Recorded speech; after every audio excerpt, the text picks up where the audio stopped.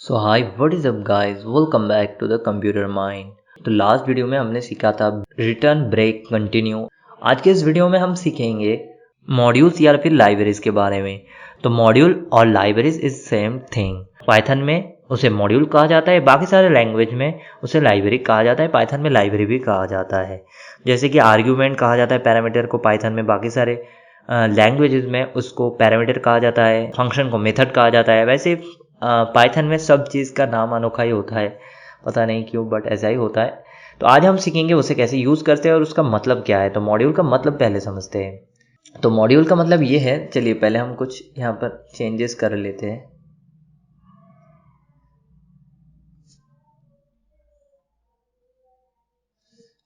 यहाँ पर कोड में हम कुछ चेंजेस कर लेते हैं।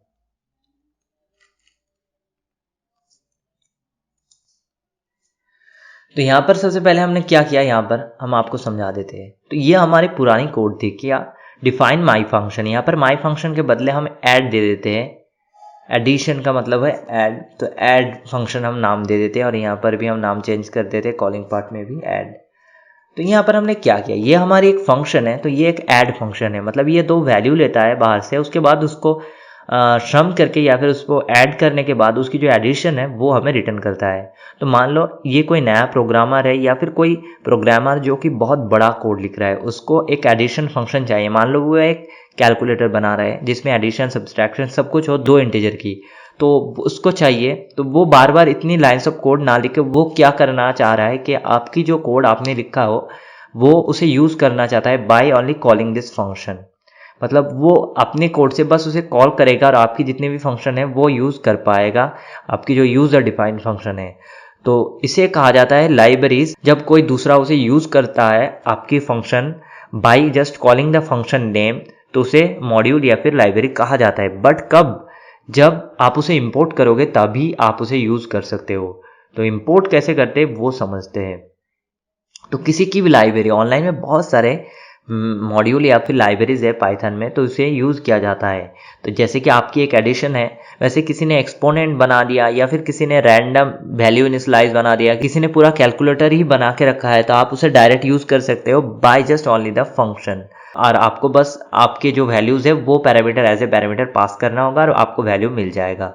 तो यहाँ पर कोई भी मॉड्यूल या फिर कोई भी लाइब्रेरी यूज़ करने से पहले उसे आपको इंपोर्ट करना होता है, मतलब आपके पेज में उसे लाना पड़ता है। कैसे लाएंगे, तो वो बस वन लाइन ऑफ कोड है, बट इंपोर्ट करने से पहले कुछ और ज़रूरी चीज़ें करना होता है। तो यहाँ पर हम जूम आउट करते हैं। तो कोई भी लाइब्रेरी या फिर मॉड्यूल अगर आप इंपोर्ट करना चाह रहे हो अपने कोड में, तो उसे पहले आपको अपने सिस्टम पे इंस्टॉल करना होता है और उसके पहले आपको पाइथन को इंस्टॉल करना पड़ता है आपके सिस्टम में। तो हम जो यूज़ करें ये एक आईडी है, मतलब इसके अंदर बस आप लिख सकते हो और कुछ भी नहीं। जो इंटरप्रेटर है या फिर पाइथन है वो आपको मेन सिस्टम में इंस्टॉल करना भी होता है। तो हमने हालांकि पाइचाम के वीडियो में हाउ टू इंस्टॉल पाइथन, उसमें हमने बस पाइचाम ही दिखाया था। यहाँ पर आज हम ये भी दिखा देंगे पाइथन को कैसे इंस्टॉल करते हैं।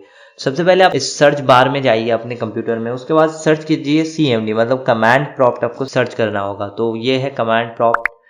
तो कमांड प्रॉम्प्ट में अभी आपको क्या देना होगा, आपको बस PYTHON पाइथन लिखना होगा। जैसे आप एंटर दबाओगे ये माइक्रोसॉफ्ट, ये जो है इसको कहा जाता है माइक्रोसॉफ्ट, क्या, माइक्रोसॉफ्ट स्टोर। तो ये ऑटोमेटिक इस माइक्रोसॉफ्ट स्टोर में जाएगा और पाइथन ढूंढ लेगा। जैसे कि हम अगर यहाँ पर जाए तो ये हमारा ऑलरेडी इंस्टॉल्ड है, इसीलिए नहीं होगा।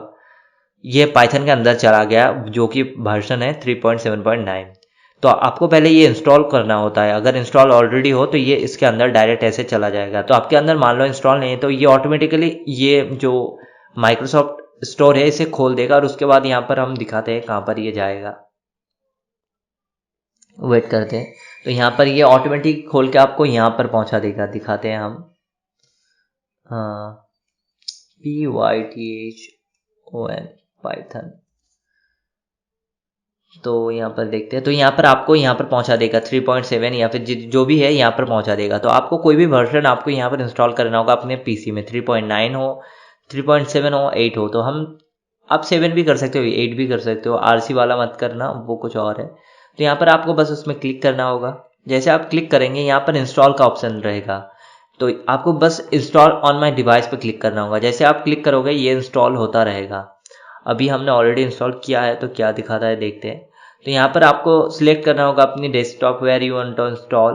तो हम अपने डेल में करना चाह रहे हैं, तो हमने सिलेक्ट कर दिया ओके। तो अभी ये ऑटोमेटिकली इसे इंस्टॉल करेगा। ओके, सो मेरा ऑलरेडी इंस्टॉल्ड है तो ये शो नहीं करेगा, बट आपका ऑटोमेटिकली ये इंस्टॉल होगा। जैसे इंस्टॉल होगा उसके बाद आप फिर से इसे क्लोज करके आप फिर से उस सर्च बार में जाके CMD दीजिए, तो आप फिर से इस कमांड प्रॉम्प्ट में आ जाएंगे। उसके बाद यहाँ पर फिर से आप पाइथन लिखिए, तो अभी आप पाइथन के अंदर आ जाएंगे।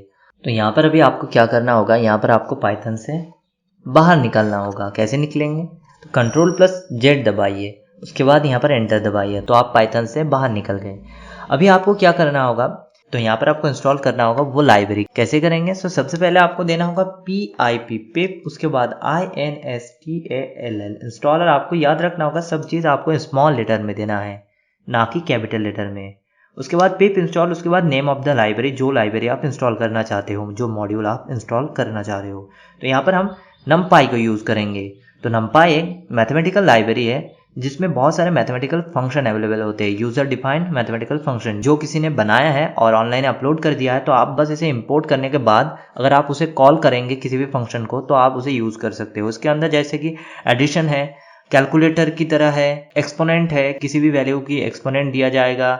उसके बाद इसके अंदर स्क्वायर रूट, उसके बाद एडिशन, सब्सट्रैक्शन, सब कुछ है इसके अंदर। आप बस उसे कॉल करके यूज़ कर सकते हो। बाद में हम सीखेंगे NumPy के द्वारा आप क्या क्या कर सकते हो, मशीन लर्निंग में कैसे ये यूज़ होता है, बहुत सारी चीज़ें हम सीखेंगे।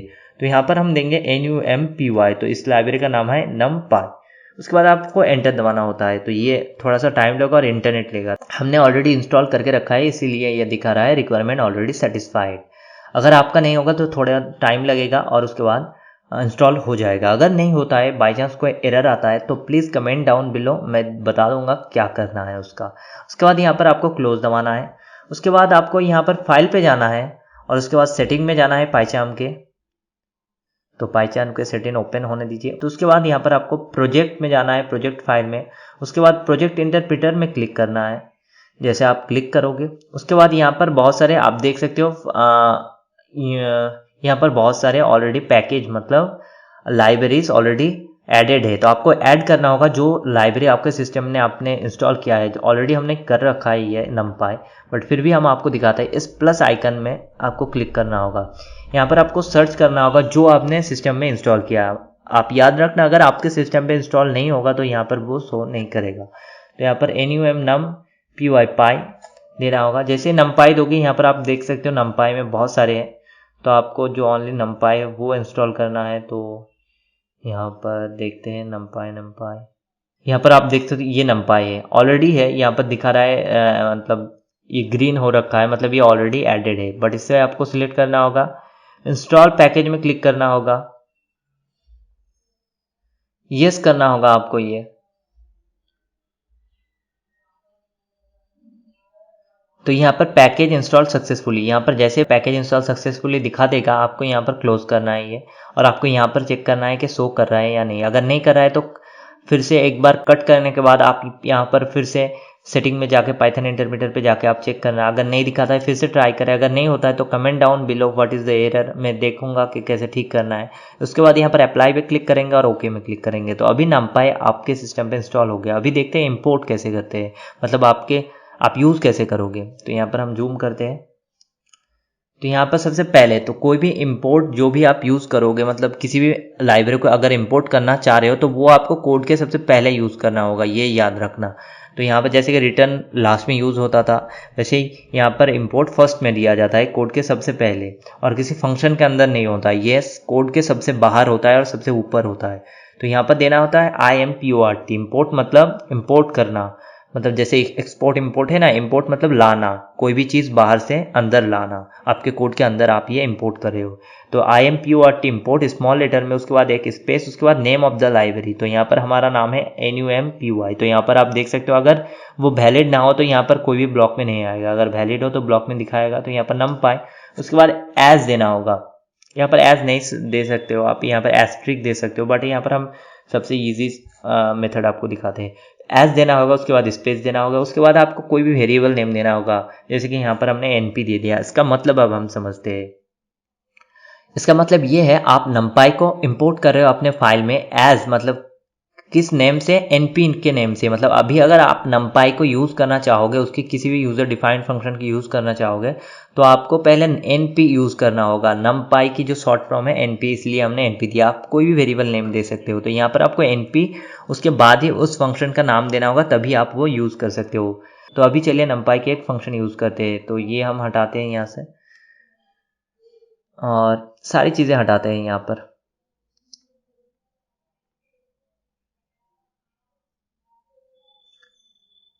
तो यहाँ पर हम क्या करेंगे, np हमें सबसे पहले अगर उस लाइब्रेरी की किसी भी फंक्शन को अगर यूज़ करना है तो उसकी जो शॉर्ट फॉर्म हमने दिया है वेरिएबल नेम, वो लिखना होता है। उसके बाद डॉट देना होता है। उसके बाद उसके अंदर बहुत सारे फंक्शन होते हैं। एक लाइब्रेरी के अंदर एक फंक्शन नहीं होता है, बहुत सारा यूज़र डिफाइंड फंक्शन होता है, जितने भी फंक्शन उस यूज़र ने ऐड किया है उसके अंदर। तो यहाँ पर आप नीचे ब्लॉक पे आ जाएगा कितने सारे फंक्शन अवेलेबल है। आप यूज़ कर सकते हो 1 by 1। अगर आपको पता नहीं तो इंटरनेट से सर्च कर सकते हो, या फिर काफ़ी सारे आपको ट्रायल एंड एरर प्रोसेस के द्वारा सीख सकते हो। बहुत सारी चीज़ें हैं। तो यहाँ पर अगर हम सबसे पहले एक्सपोनेंट देखेंगे तो EXP मतलब एक्सपोनेंट। तो यहाँ पर कितने सारे वैल्यूज़ ये लेता है हमें पता नहीं, पैरामीटर। तो सिंपली हम 2 के एक्सपोनेंट मांग रहे हैं। तो ये क्या करता है, ये फंक्शन रिटर्न करता है कोई भी वैल्यू। तो पहले हमें वो सेव करना पड़ेगा, उसके बाद प्रिंट करना पड़ेगा। और रिटर्न हमने पहले ही समझाया क्या है। तो यहाँ पर ये भी एक यूज़र डिफाइंड फंक्शन है जो वैल्यू रिटर्न करेगा अगर हम कोई भी बाहर से वेरिएबल दे।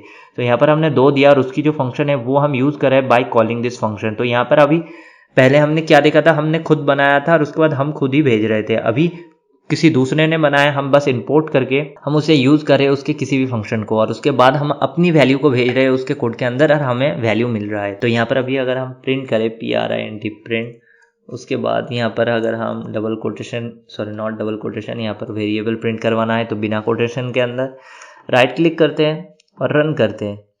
तो यहाँ पर देखते हैं क्या आता है। तो यहाँ पर आप देख सकते हो 7.3.89। तो एक्सपोनेंट आ गया यहाँ पर 2 का। तो यहाँ से आप किसी भी वैल्यू को एक्सपोनेंट निकाल सकते हो। नॉट ओनली एक्सपोनेंट, यहाँ पर बहुत सारी चीज़ें हैं। यहाँ पर एरे है। ये सारी चीज़ें हम बाद में सीखेंगे क्योंकि numpy एक बहुत बड़ी लाइब्रेरी है और इससे बहुत सारी चीज़ें कर सकते हो। कूल चीज़ें जैसे कि रैंडमी एरे सिलेक्ट करना, एरे क्या है, मल्टी डायमेंशनल एरे क्या है, उसके बाद उसे मशीन लर्निंग में कैसे यूज़ किया जाता है। बहुत सारी चीज़ें हम बाद में सीखेंगे। तो यही था कैसे आप इंपोर्ट कर सकते हो। अभी हमने एक ही फंक्शन सीखा क्योंकि numpy को अलग से हम सीखेंगे बाद में। तो अभी यही था कैसे आप numpy या फिर किसी भी फंक्शन के यूज़ कर सकते हो, कैसे उसे इंपोर्ट करते हैं, कैसे उसे सिस्टम में इंस्टॉल करते हैं, उसके बाद कैसे उसके जो यूज़र डिफाइंड फंक्शन है वो अपने खुद के वैल्यू से यूज़ कर सकते हो। So this is how numpy use. I hope you understand this.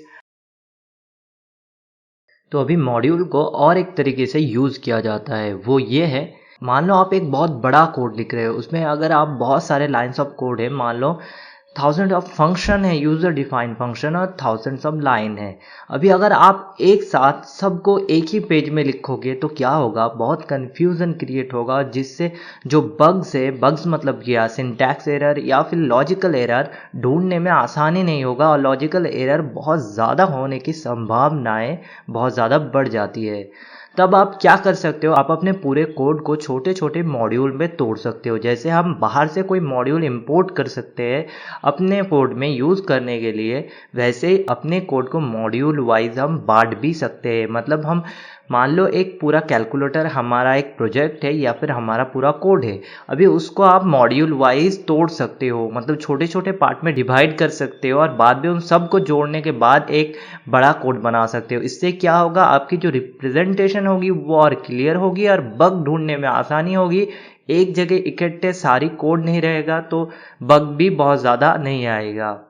तो इसे मॉड्यूल वाइज कोडिंग कहा जाता है। तो जैसे आप दूसरों की कोड मॉड्यूल की तरह आप इंपोर्ट कर रहे हो लाइब्रेरी की तरह, वैसे आप भी अपनी कोड को दूसरे पेज में से अपनी और एक पेज में इंपोर्ट कर सकते हो।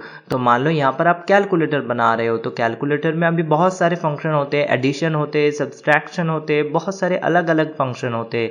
तो मान लो हर एक यूज़र डिफाइंड फंक्शन आप अलग अलग पेज में लिखते हो, माइनस के लिए एक, प्लस के लिए एक, ऐसे अलग अलग पेज में लिखते हो, और बाद में एक पेज में सब चीज़ों को इंपोर्ट करने के बाद उनको यूज़ करके आप कैलकुलेटर बना देते हो। तो ऐसे किया जाता है मॉड्यूल लर्निंग। तो कैसे करें यहाँ पर देखते हैं। जैसे कि यहाँ पर नीन प्रोजेक्ट के अंदर राइट क्लिक करेंगे, न्यू पे क्लिक करेंगे और यहाँ पर और एक वाइटल फाइल हम बना लेते हैं। तो यहाँ पर पाइथन फाइल का नेम हम दे देते हैं सेकेंड प्रोजेक्ट या फिर add ऐड। हम बस यहाँ पर आपको एग्जाम्पल लेके दिखाते हैं। तो आप देख सकते हो यहाँ पर हमारा दूसरा फाइल add.py बन गया इसी प्रोजेक्ट फाइल के अंदर, मतलब रिपोजिटरी तो इसी रिपोजिटरी के अंदर, बट दो फाइल है हमारा, एक है ऐड एक है नीड। तो अभी ऐड में हम क्या करेंगे, मान लो कि ऐड में यहाँ पर हम वो एडिशन वाला फंक्शन बनाते हैं यूजर डिफाइन। तो यहाँ पर हम देते हैं v इक्वल्स टू यूजर से इनपुट लेंगे int, या फिर एक काम करो यहाँ पर डायरेक्ट हम लिख देते हैं डेफ ऐड। उसके बाद यहाँ पर दो वेरिएबल हम पास करेंगे। ये हम कैलकुलेटर अभी दो वेरिएबल के एडिशन कैलकुलेटर बना रहे हैं, बहुत छोटा सा एक चीज। उसके बाद इसके अंदर हम देते हैं x equals to a plus b, और यहाँ पर हम देते हैं रिटर्न रिटर्न x। जैसे हमने प्लस के लिए बनाया माइनस के लिए भी बना सकते हैं, बट अभी हम बस समझ रहे हैं एज ए एग्जाम्पल, सो ज़्यादा कॉम्प्लिकेटेड नहीं बनाते हैं कोड को। ये एक छोटा सा कोड है जहाँ पर दो वैल्यू लिया जाता है और उन दोनों वैल्यू को रिटर्न किया जाता है, उसकी जो एडिशन है सम है उसको। तो मान लो ये जो है ये add.py इस फाइल के अंदर है, आप ये एक अलग मॉड्यूल हो गया। अब इसे अब अपने nin.py प्रोजेक्ट फाइल में या फिर इस पाइथन फाइल में आप यूज करना चाह रहे हो, कैसे करोगे? सिंपली यहाँ पर इंपोर्ट, बहुत सारे तरीके हैं, जैसे कि यहाँ पर आपने सीखा इंपोर्ट numpy एज np, ऐसे इंपोर्ट किया जाता है। फिर हमें हर यूजर डिफाइंड फंक्शन, मतलब इस फाइल के अंदर जितने भी यूजर डिफाइंड फंक्शन है उनको लिखने के लिए np डॉट उसके बाद वो यूजर डिफाइंड फंक्शन का नाम देना पड़ता है। बट कई और तरीके हैं, आइए सीखते हैं कई और तरीके। तो अभी फ्रॉम देना पड़ता है पहले आपको, फ्रॉम उस तरीके से भी आप लिख सकते हो, बट इस तरीके से भी कर सकते हो। तो फ्रॉम देना पड़ता है। उसके बाद आप क्या दोगे, ऐड, मतलब उस फाइल का नेम, ये add.py, तो ऐड देना होगा आपको, और कुछ नहीं, बस ऐड। उसका जो नाम है वो देना होगा, एक्सटेंशन नहीं देना होगा। जैसे यहाँ पर एक्सटेंशन है .py, तो .py नहीं मेंशन करना होगा, बस उस फाइल का नेम जहाँ पर आपका है। तो ये यहाँ पर है, तो इसीलिए आपको फ्रॉम ऐड देना पड़ा। उसके बाद आप क्या इंपोर्ट करना चाह रहे हो, तो पहले इंपोर्ट देना होगा import।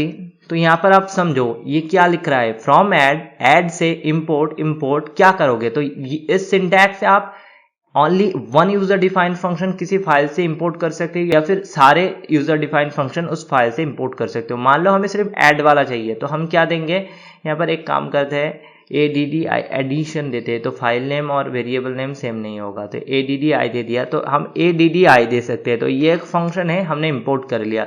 अभी हम इसे यूज कर सकते हैं, कैसे यूज करें, तो उसका नाम क्या था, addi। तो अभी आपको .np कुछ नहीं देना होगा, क्यों, क्योंकि आपने अभी डायरेक्ट उस एड फाइल से उसकी जो यूजर डिफाइंड प्रोग्राम है वो आपने इंपोर्ट कर लिया। अभी आपको बस उस यूजर डिफाइंड प्रोग्राम का नेम देना होगा और उसके बाद वैल्यू पास करना होगा। मान लो यहाँ पर हम देते हैं 6,8। आप डायरेक्ट वैल्यू भी दे सकते हो, वेरिएबल में सेव करने के बाद वैल्यू दे सकते हो। तो इसे अभी हमें सेव करना होगा क्योंकि रिटर्न यूज हुआ था उस यूजर डिफाइंड फंक्शन पे, जैसे कि आप देख सकते हो रिटर्न एक्स, और रिटर्न का मतलब हमने पहले ही समझा था।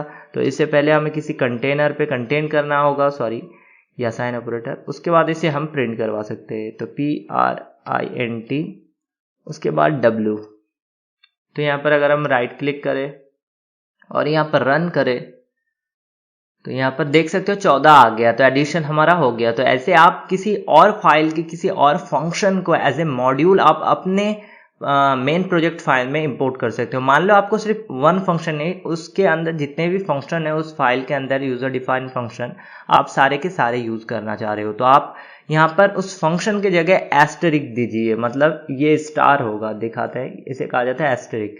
तो ये सिंबल दे दीजिए, स्टार का सिंबल, तो मतलब आपके जितने भी यूजर डिफाइंड प्रोग्राम है सारे इंस्टॉल हो गया। अभी आप बस उस फंक्शन का नाम दीजिए, जैसे यहाँ पर एक ही फंक्शन है एडी, तो एडी जैसे का वैसे ही रहेगा। उसके बाद सब कुछ सेम। तो उसके बाद रन करते हैं, देखते हैं होता है या नहीं। तो अभी भी 14 आ गया, देख सकते हो।